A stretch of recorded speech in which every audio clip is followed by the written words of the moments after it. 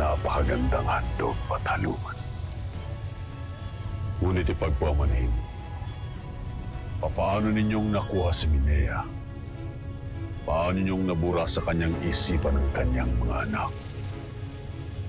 Nakalimutan mo na ba, Hagorn? Hawak namin ni Arde ang Devas. Kaya napakadali para sa akin na kunin ang Ivtre ni Minea. Mga Veska!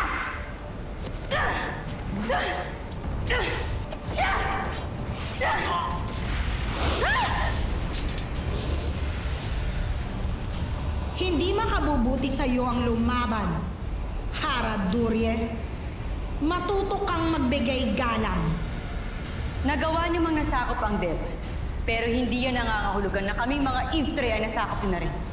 Dahil patuloy kaming mananalig sa mahal na bathalang si Emre.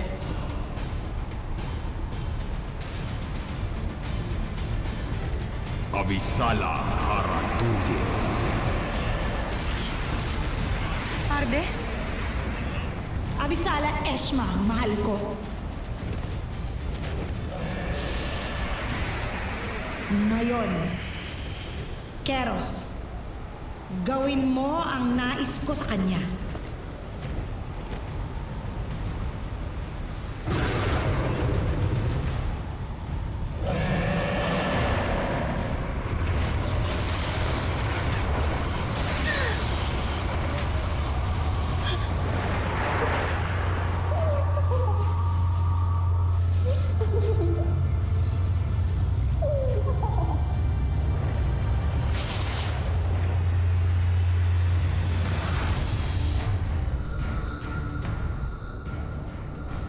Ang kanyang diwa, Azma, Eklar, Adi, Jemna, Azur Duncan, Due, Shentia, Balsur, Sandita, Via, Edelantra.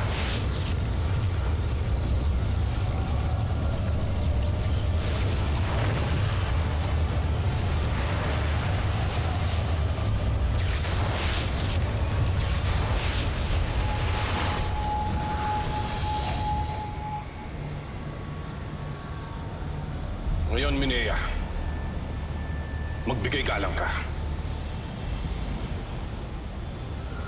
Mga bathala, ano ang mapaglilingkod ko sa inyo?